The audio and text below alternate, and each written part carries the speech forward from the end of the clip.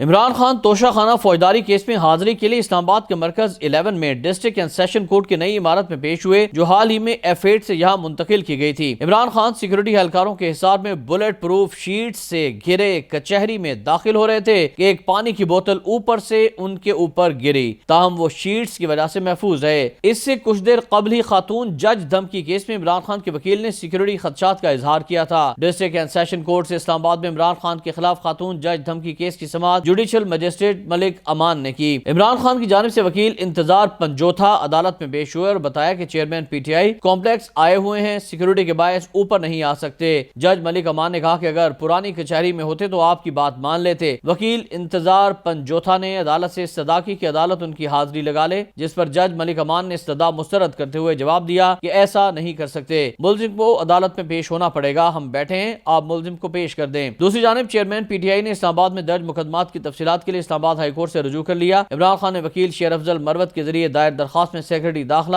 آئی جی اسلام آباد D G F آئی اے کو فریق بنایا۔ درخواست میں کہا گیا کہ عمران خان پر ملک بھر میں اب تک 188 مقدمات درج کیے جا چکے ہیں۔ چیئرمین پی ٹی آئی سابق وزیر اعظم رہے ہیں جن کو بیرونی سازش کے تحت ہٹایا گیا۔ بیرونی قوتوں نے ملک میں موجود ملک دشمن آلائے کاروں کے ذریعے رجیم چینج آپریشن کیا۔ عمران خان کو قانون کا بے دریغ غلط استعمال کر کے گرفتار کرنے کی کوششیں کی جا رہی ہیں۔ درخواست میں کہا گیا کہ چیئرمین پی ٹی آئی کے خلاف درج مقدمات آرٹیکل 10A کی خلاف ورزی ہیں۔ عدالت چیئرمین پی ٹی آئی کے خلاف گزشتہ ایک ماہ میں درج مقدمات کی تفصیلات فراہم کرنے کا حکم دے اور کسی بھی نئے مقدمے میں گرفتار کرنے سے روکے۔ چیئرمین پی ٹی آئی نے سائفر سے متعلق دستاویزات درخواست کے ساتھ منسلک کر دی ہیں، جبکہ وزیر داخلہ رانا ثناءاللہ کے بیانات اور ٹویٹس کو بھی درخواست کا حصہ بنایا گیا ہے۔ رانا ثناءاللہ نے سائفر معاملے پر عمران خان کی گرفتاری کا خدشہ ظاہر کیا تھا۔